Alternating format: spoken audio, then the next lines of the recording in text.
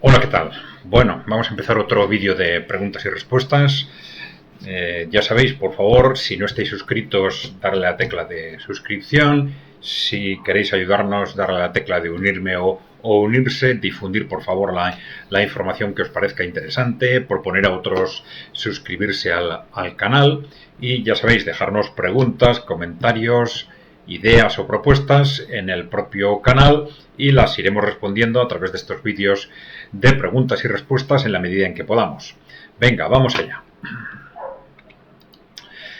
Diego Lumaca nos dice: se publicó una noticia donde Lavrov calificaba al régimen de Kiev como terrorista y nazi. ¿Cuál es tu opinión y qué hay del papel de la OTAN? ¿Es cómplice? Vamos a ver. Bueno, estos adjetivos pues hay que ser cuidadoso a la hora de analizarlos, ¿no? Vamos a ver, el concepto de terrorismo puede estar relacionado en un conflicto, en un caso de conflicto bélico como este, con bueno, pues el atacar premeditadamente, por ejemplo, a los civiles, ¿no? Y esto sí es cierto que es algo que este régimen de Kiev lleva haciendo desde el año 2014. Recordad que en el 2014 se produce lo que se llamó el Maidán, la revolución del Maidán, el golpe de Estado, que derribó un gobierno democrático que dimos nosotros, desde Europa y Estados Unidos, con el objetivo de situar en el poder a una cúpula bien controlada y que asegurara que este gobierno, que esta nueva Ucrania, fuese una Ucrania obsesivamente antirrusa y convertida, vamos a decir, en un ariete, en un portaaviones contra Rusia, ¿no? Bien, culminando de esta forma ese proceso de 25 años de expansión de la OTAN hacia el este y de cerco de Rusia, ¿no?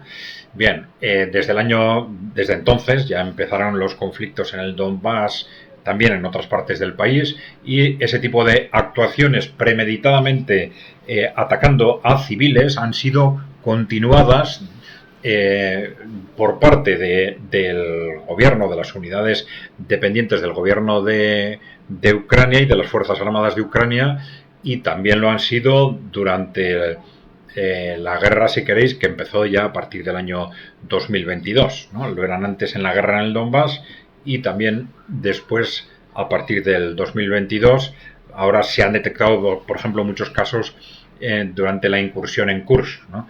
Casos de abusos contra civiles, de atacar directamente civiles, de disparar contra civiles, etcétera.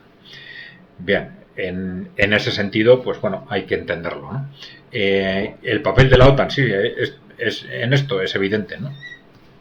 Desde el 2014 se crea una cúpula en Ucrania que está no al servicio de los ucranianos, sino al servicio de estos intereses de la OTAN, que al final ya sabéis que es un instrumento de las grandes corporaciones occidentales, ¿no?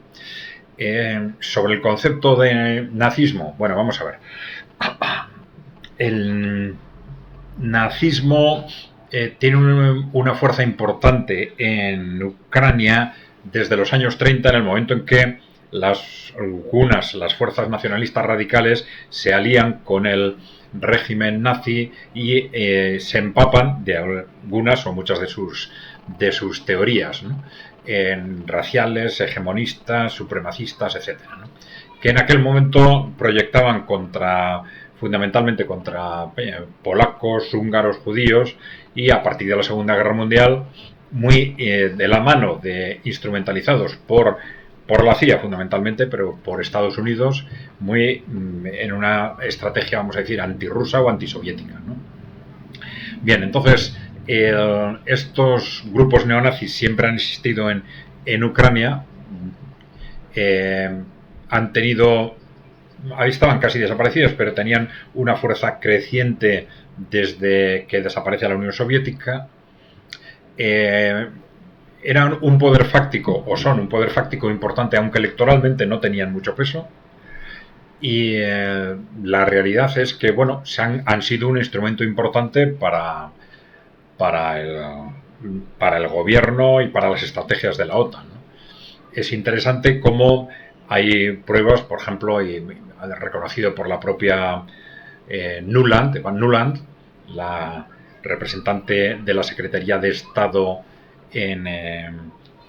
norteamericana, que dirigió este proceso del Maidán en 2014 y cómo ella misma instó al gobierno de Ucrania para poner en primera línea en las Fuerzas Armadas a elementos neonazis. Nuland, esto es interesante porque Nuland es aparentemente de religión judía, ¿no? Como Zelensky es también parece que étnicamente por lo menos es judío, ¿no? Entonces vemos cómo ahí se produce una utilización de estos elementos nazis que tradicionalmente han sido, además de criminales, pues siempre tontos útiles, sistemáticamente, ¿no? Entonces, bueno, se dejan utilizar, pero yo creo que decir que el régimen de Ucrania es nazi quizás sería excesivo. Claro, depende de lo que entendamos por nazi, ¿eh?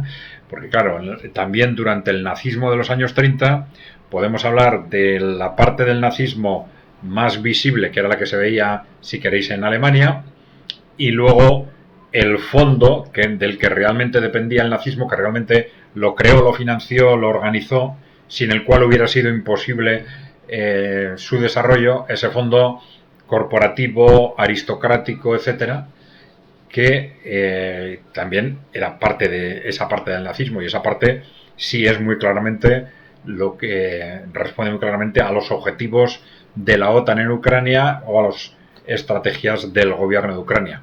Pero entendiendo el concepto nazi en sentido estricto, aplicar eso al conjunto de Ucrania sería exagerado, ¿eh? Es decir, es un gobierno al servicio de las élites corporativas que utiliza sistemáticamente a los elementos nazis y la ideología nazi pues para manipular a un sector de la población y para radicalizar al ejército y para controlar al ejército también. ¿Qué hay del papel de la OTAN? Bueno, la OTAN o los países de la OTAN, pues ya sabéis, controlan Ucrania, controlan las estrategias de Ucrania, provocaron ya este golpe del 2014 y desde entonces pues han impulsado la creación de una Ucrania obsesivamente antirrusa y dirigida a someter a Rusia, ¿no? A desestabilizar Rusia, ¿no? Bueno, a partir de ahí, pues yo creo que lo demás se sobreentiende, ¿no? Bueno, sobre el tema de la empresa pública nos dice Frailuki, te puedo asegurar que en el ámbito académico, y está hablando de una universidad concreta, ¿no? De la Universidad del País Vasco, vamos a decirlo, ¿no? Dice, en los años 80 se nos aleccionaba bien con la privatización, el libre mercado, la competencia y demás engañifas por el estilo. Bien, bueno, explicar el funcionamiento de la competencia, el libre mercado, etcétera, no es en sí negativo, ¿no? Tiene su funcionamiento siempre que no se ideologice, no se sobrevalore. Es decir, el mercado pues tiene su función, es un instrumento incentivador muy importante para por lo menos una parte de la actividad económica, entonces hay que siempre ser consciente de sus limitaciones. Claro, es negativo cuando se empieza a ideologizar algo que nunca se debería hacer en el ámbito académico, en una universidad, cuando se empieza a ideologizar desde esas perspectivas absurdas de que el mercado lo resuelve todo, el Estado es la fuente de todos los problemas, el mercado resuelve los problemas por sí mismo, etcétera. Son falsedades evidentes, ¿no? Y cuando hablábamos, porque este comentario viene a raíz de los conceptos de empresa, del papel de la empresa pública y la empresa privada en la economía, y bueno, ahí es evidente que las universidades, que al final están perfectamente controladas por el poder corporativo, bueno, pues de otras formas las privadas por el control de la propiedad y muchas de las públicas a través de los proyectos, de quién finanza los proyectos de investigación, los académicos, los profesores de universidad saben que si quieren tener éxito con sus proyectos de investigación, con los estudios que escriben, etcétera, pues pues necesitan situarse en la línea de lo políticamente correcto. Porque si se desmarcan, pues lo van a tener, cuanto más se desmarquen, más difícil. Entonces su futuro profesional depende muy directamente de esto. Bien, Miai Mageru. A ver, hay dos razones para, entre otras, para que en unos sectores de interés estratégico las empresas públicas sean más importantes que las privadas. Uno, porque en el precio final de un producto de necesidad general en una empresa pública no entra también el beneficio privado. Dos, una empresa pública planifica en favor de los propósitos sociales y no en favor de un grupo de intereses privados.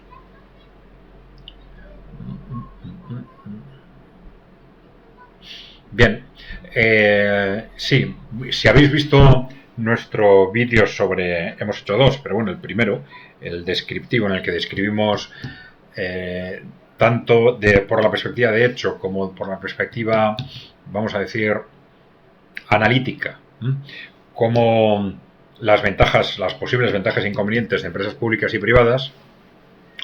Ahí comentamos cómo una ventaja teórica evidente de las empresas privadas es su finalidad. La finalidad de las empresas privadas es el bien público, manifestado a través de unos u otros objetivos, mientras que las de las privadas es el beneficio del inversor. Entonces, desde ese punto de vista, evidentemente, las empresas públicas tienen una enorme ventaja. Las empresas, el inversor privado, el interés de ese inversor privado a veces coincide con los intereses sociales y a veces no. Pero bueno, esto es solo un factor a tener en cuenta, porque luego sí ocurre que ese objetivo de interés social, de interés público, se corrompe. Se corrompe porque no tiene por qué coincidir con los intereses de la persona que dirige la empresa pública o del organismo que la controla, ¿no? Hay elementos de corrupción que pueden incidir, y de hecho inciden muchas veces en distorsionar los objetivos de las empresas públicas, ¿no? Pero bueno, hay otros elementos como el incentivo, ¿no? El incentivo, que tiende a ser mayor, por lo menos en empresas pequeñas y medianas, en los líderes de las empresas privadas que en los líderes de las empresas públicas, lógicamente, porque el líder de una empresa privada se apropia de la totalidad del beneficio, etcétera, ¿no? Es decir, bueno, es un tema complejo que al final tiende a llevar a la conclusión de que lo lógico es que las empresas privadas tengan grandes ventajas en el ámbito de las empresas pequeñas y medianas, y que esto se vaya difuminando, vamos a decir, a medida que las empresas son de mayor tamaño. Bien, y luego ese tema que tú dices, sí, en el precio final de un producto de necesidad general en una empresa pública no entra también el beneficio privado.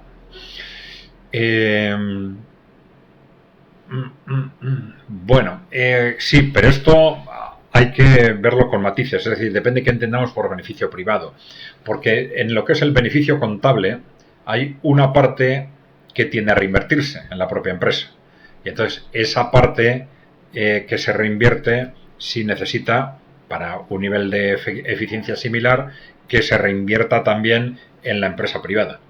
Pero esa parte del beneficio privado que se apropia el inversor sí es evidentemente un diferencial del cual, cuando es necesario, puede prescindir la empresa pública, ¿no? Y por lo tanto esto puede repercutir en los precios, etcétera. Bien, son dos argumentos interesantes. A ver, Quijano Alonso. Dice, en España la empresa pública está de acuerdo con la descripción que hacíamos sobre la empresa pública y privada, dice, pero en España la empresa pública liderada por políticos ineptos y corruptos solo ha servido para generar pérdidas y corrupción. Bueno, vamos a ver, piensa primero si eso no es una generalización excesiva, ¿no? Porque en España, como en otros países, hubo un sector muy importante de empresa pública, en el caso de España durante el franquismo, que funcionó muy bien. Y fue un factor muy importante en el despegue y el desarrollo industrial de este país, ¿no? Sí es cierto que cuando hablamos de empresas públicas y privadas en nuestro entorno, tendremos a mirar, es que estas empresas públicas funcionan mal o estas empresas privadas funcionan bien. Pero claro, eso es una distorsión comparativa clara, ¿no?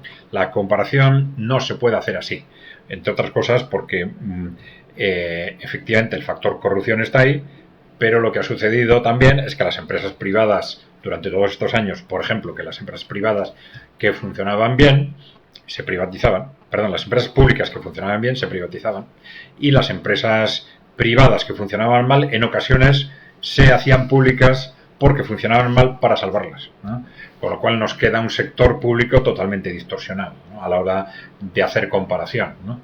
de hacer las comparaciones. Por eso hay que hacer comparaciones probablemente en este momento ya en otros ámbitos. Quizás durante la posguerra se podían haber hecho comparaciones de otro tipo, pero en este momento hay que hacer comparaciones en otros ámbitos y nosotros aportamos esos datos que creo que son muy claros de los países emergentes, de que nos demuestran cómo las empresas públicas en las grandes empresas están teniendo un peso cada vez mayor en el mundo y cómo todo esto nos demuestra que las empresas públicas, de hecho, pueden funcionar también o mejor que las privadas en muchos sectores y actividades, ¿no? Entonces, esta es la cuestión clave, ¿eh? Es decir, no generalizar esto es la empresa pública, esto es la privada, son buenas, son malas, no. Tener en cuenta, aceptar que las dos tienen su espacio y esto nos lleva a la hora de tomar la decisión a analizar con objetividad si en un caso concreto o en un sector concreto es mejor la gestión pública o privada, ¿no? Que esa objetividad, esa capacidad de análisis es la que tienen los países emergentes y nosotros ya no tenemos, porque estamos absolutamente ideologizados a favor de la empresa privada y en contra de la empresa pública, fundamentalmente en base a prejuicios, ¿no? Nosotros también, ¿eh? Cuando digo yo, eso me pasaba a mí y a EKAI Center hace 10 años, ¿no? Bien. Sí, en la misma dirección, sobre empresa pública, Javier García Álvarez nos dice que efectivamente, gracias, todo está por revisar ante el despiadado y brutal engaño y manipulación al que hemos estado y estamos sometidos. Esto es una cuestión clave, es decir, la opinión sobre que las empresas privadas funcionan y las públicas no, es algo generalizado en nuestro entorno como consecuencia de 30 años de constante ideologización y constantes mensajes de los medios de comunicación, del sector educativo, etcétera. Bien.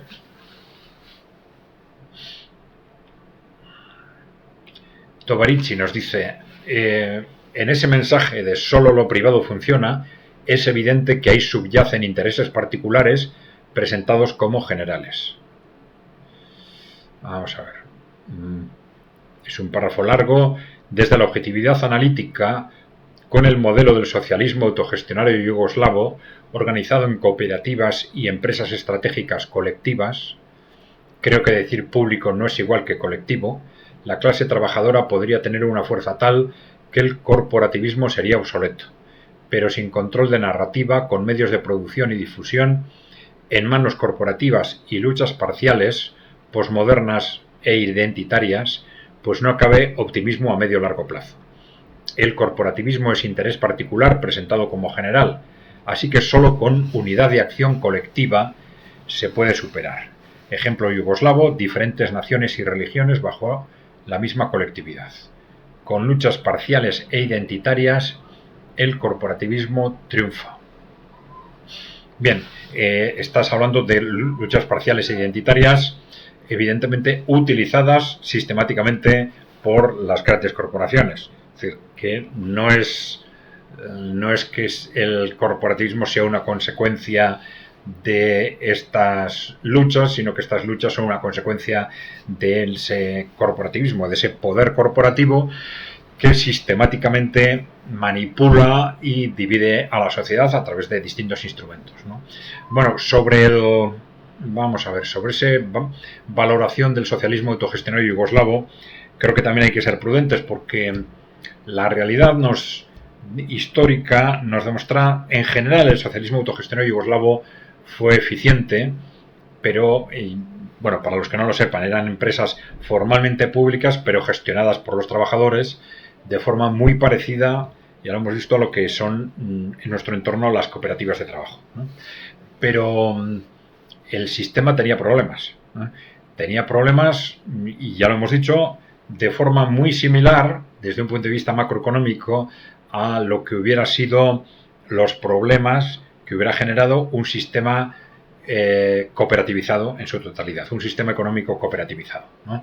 Por ejemplo, menor nivel de inversión en los momentos de expansión, ¿no?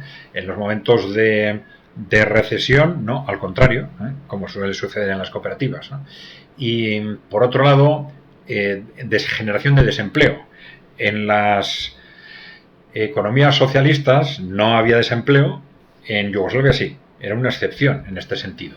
Y ahora en los países emergentes el desempleo tiende a ser muy reducido, en buena parte porque el gran peso de las empresas públicas, que funcionan, digamos, estas empresas públicas que funcionan en base al interés público, al interés general. Pero cuando una empresa pública funciona en base a los intereses de su propio colectivo de trabajadores, tiende a tener estos sesgos de inversión que tienen ventajas y tienen inconvenientes, y la generación de desempleo es uno de ellos.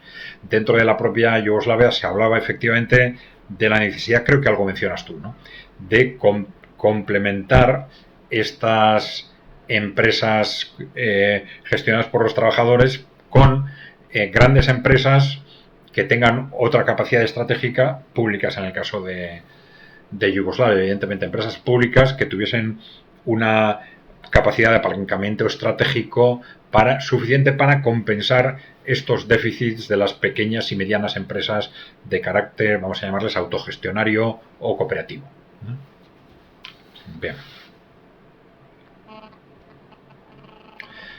A ver, David 183.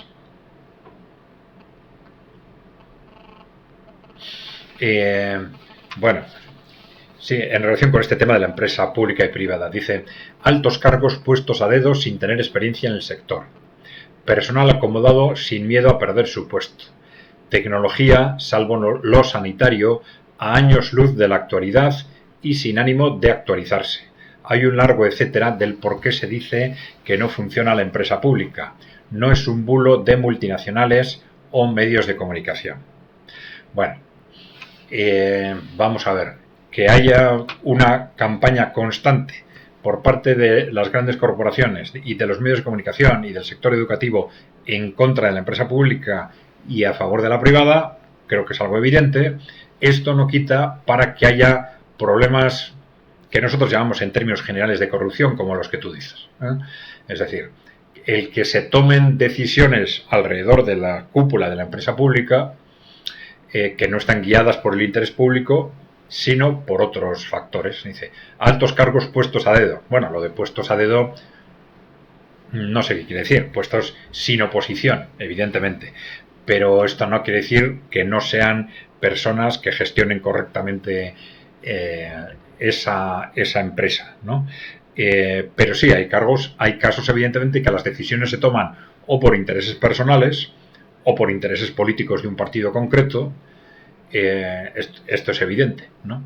Pero claro, también sucede en sentido contrario, que precisamente los políticos que ya desprecian a la empresa pública dicen: ¿qué más nos da que la empresa pública funcione bien o mal? Es decir, se le ha perdido el respeto, se ha perdido, digamos, Occidente, nuestros países ya no saben gestionar empresas públicas. Entonces no es un problema que se pueda resolver de un día para otro. Necesitamos políticos que crean en la empresa pública, que crean no por fe, simplemente viendo lo que pasa en el mundo, porque esta es, entre otras, una de las razones por las que los países emergentes nos están arrollando en distintos sectores, que utilizan, entre otros factores, se utilizan muy activamente las grandes empresas públicas como un instrumento de apalancamiento importantísimo, ¿no? Entonces, igual que la empresa privada tiene sus problemas, también la empresa pública. Esto que tú has comentado es cierto, ¿no? Entonces, el que haya empresas públicas con problemas o el que se gestionen mal las empresas públicas no quiere decir que las empresas privadas no los tengan. Las empresas privadas tienen muchísimos problemas porque la empresa privada no busca el interés social, no busca producir productos y servicios, busca maximizar el beneficio a medio plazo. Entonces, esa maximización del beneficio a veces es buena para la sociedad, coincide con el interés social, pero muchas veces no. Es lo que se llaman normalmente externalizaciones. Entonces, la empresa privada muchas veces genera daños, en esa búsqueda de beneficios genera daños para la sociedad, o en esa búsqueda de beneficios no realiza actuaciones que debería realizar en interés social. Bien, eso son lo que se suele llamar externalidades.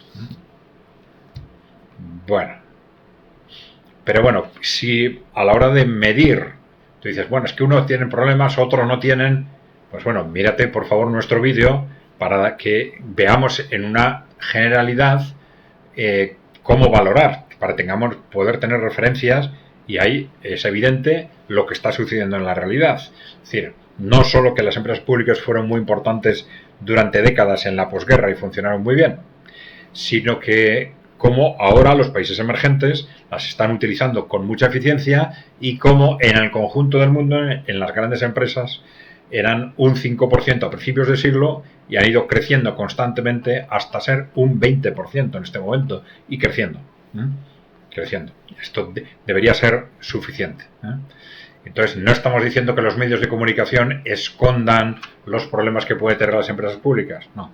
Pero es que los medios de comunicación funcionan en base a prejuicios y nos transmiten ese prejuicio de que las empresas públicas por sistema no funcionan. Y esto es incierto, esto es mentira.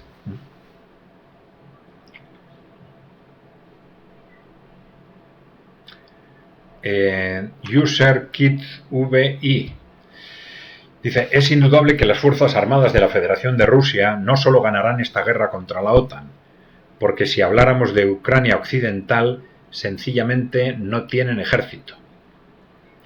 Vamos a ver. Sí, vamos a ver, que en principio es evidente para cualquier analista serio que Rusia está ganando y va a ganar esta guerra en Ucrania, ¿no? En los términos actuales. Es decir, claro que esta guerra se puede transformar en una guerra continental, en la que, porque ya es una guerra contra la OTAN, como tú dices, ¿no? Pero es una guerra contra la OTAN en la que la OTAN no se está implicando directamente, sino a través de Ucrania. Entonces, a Ucrania le suministra los medios, la formación, los GPS, la geolocalización de los proyectiles, pues de hecho el comando de la OTAN, los que planifican las estrategias, organizan los ataques, son personas de la OTAN, ¿no? Pero siempre, bueno, mayoritariamente, porque también esos mercenarios hay que ponerlos entre comillas, y cada vez hay más personas de la OTAN implicadas, ¿no? Pero en conjunto utilizando el ejército ucraniano, ¿no? Entonces esa guerra Rusia la tiene ganada. No tiene prisa porque está, digamos, en esa estrategia de desgaste, intentando contener y minimizar sus costes, los costes para Rusia, y esto le lleva precisamente a no tener prisa, para no emprender antes de tiempo, antes de que sea necesario, pues estrategias de despliegue territorial, de avance territorial. Bien, pero está claro que Rusia va a ganar esa guerra, ¿no? Ahora, otra cosa es, ya digo, si esa élite occidental, ya hemos dicho más de una vez, está desesperada. Para ellos la victoria rusa en Ucrania no solo supone ya aceptar ese paso de un mundo unipolar controlado por ellos a un mundo multipolar, sino además una amenaza muy directa para la pérdida de su poder en Occidente, la disolución de la OTAN y de la Unión Europea, por ejemplo, ¿no? Pues para ellos es inaceptable esa victoria en Rusia. Entonces no hay que descartar que la OTAN como tal se involucre ya directamente con uno u otro pretexto. Entonces ya estaríamos hablando de otra guerra. Ahí tenemos dos variables. Primero, si es la OTAN europea, también evidentemente la ganaría Rusia, porque ninguno de los ejércitos europeos, ninguno de los ejércitos de Europa Occidental, por supuesto no incluye ahí a Turquía, ninguno de los ejércitos de Europa Occidental no es que solo no sería capaz de vencer a Rusia, no sería capaz de vencer al ejército ucraniano actual, ¿no? Para decirlo más claramente. Entonces, no hay capacidad en Europa Occidental de enfrentar a Rusia.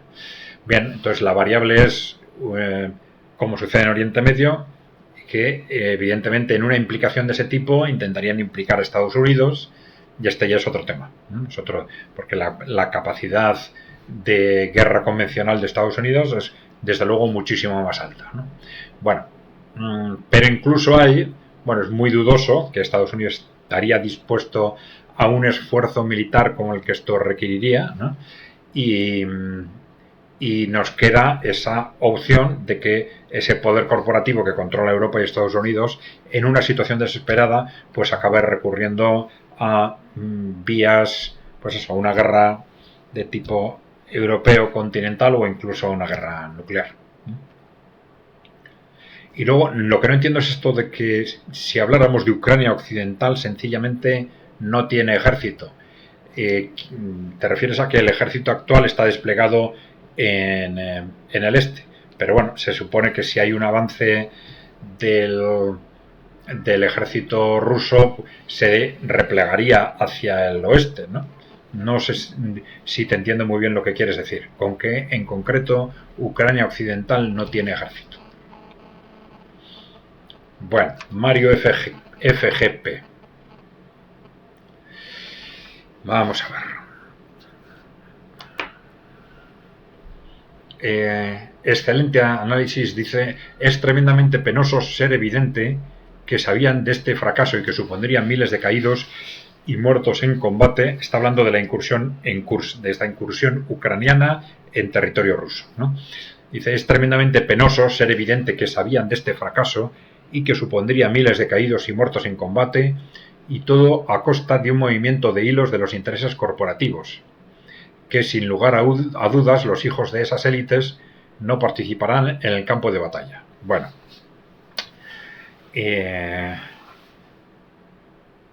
esto no es del todo nuevo, no es del todo nuevo. En distintas maniobras en Bakhmut, en Avdiivka, se han realizado maniobras desde un punto de vista militar aparentemente absurdas, pero claro, desde un punto de vista militar ucraniano, que no es lo mismo que desde el punto de vista militar, OTAN, militar, poder corporativo occidental, como le queráis llamar. ¿Por qué? Es decir, han sido estrategias en las que se han producido sacrificios absurdos de tropas y de recursos ucranianos, pero claro, la filosofía que hay esto es de luchar en Ucrania, la OTAN va a luchar en Ucrania hasta el último ucraniano, ¿no? Esto que se ha repetido muchas veces, porque una estrategia en la que no importa que en un determinado ataque mueran 1000 ucranianos si con eso conseguimos matar a 100 rusos, porque este es el objetivo último, desgastar a Rusia como sea, ¿eh? Desgastar a Rusia militar, económicamente, políticamente, ¿eh? Porque es Rusia, junto con China evidentemente, son los grandes enemigos, son los que amenazan nuestro poder. Bien, entonces esto que están haciendo en Kursk en ese sentido no es tan nuevo. Esto es una auténtica barbaridad desde el punto de vista de la lógica militar, ucraniana y ucraniana, evidentemente, porque al final es una sobreextensión del frente, que es lo que ha estado permanentemente buscando Rusia. Supone que esos miles de soldados que están siendo continuamente alimentados desde Ucrania, pues finalmente van a ser sacrificados, van a morir o finalmente se van a tener que replegar. Pero bueno, la OTAN sí puede conseguir algo, que es haber roto el tabú de invadir Rusia. Entonces dicen, bueno, es dentro de esa escalada de que, bueno, ahora no envío armamento, ahora sí, bueno, ahora armamento, pero no voy a enviar tanques. ¿Cómo voy a enviar tanques a Ucrania? Esto sería ya casi entrar en una guerra con Rusia. Bueno, envío los tanques. Bueno, ¿voy a enviar misiles? No puedo enviar misiles, que esto sería evidentemente ya provocar directamente a Rusia. Pum, acabo enviando los misiles. Es decir, dentro de esa escalada continua, para acostumbrar sobre todo a la opinión pública europea de forma progresiva a esa guerra contra Rusia que están planificando, ¿no? Que están ya poniendo en marcha. Pues esta incursión en Kursk es ya una invasión de la OTAN, porque está decidida por la OTAN y con medios de la OTAN, etcétera, una primera invasión de Rusia que ya se ha realizado. Y en ese sentido, aunque el coste sea enorme, pues es también una escalada. Entonces, dentro de todos esos movimientos, pues puede tener una lógica aparentemente absurda, pero una lógica desesperada, pero una lógica por parte fundamentalmente de la OTAN más que de Ucrania. Bien, bueno, pues ya llevamos casi, 38 minutos creo. Bueno, vamos a dejarlo aquí. Ya sabéis, por favor, si no estáis suscritos, darle a la tecla de suscribirme. Si queréis ayudarnos, darle a la tecla de unirme o unirse. Difundir la información que os parezca interesante, proponer a otros que se suscriban y dejarnos preguntas, propuestas, comentarios, ideas en el canal y las iremos tratando a través de estos vídeos de preguntas y respuestas. Nada más, un saludo, hasta la próxima.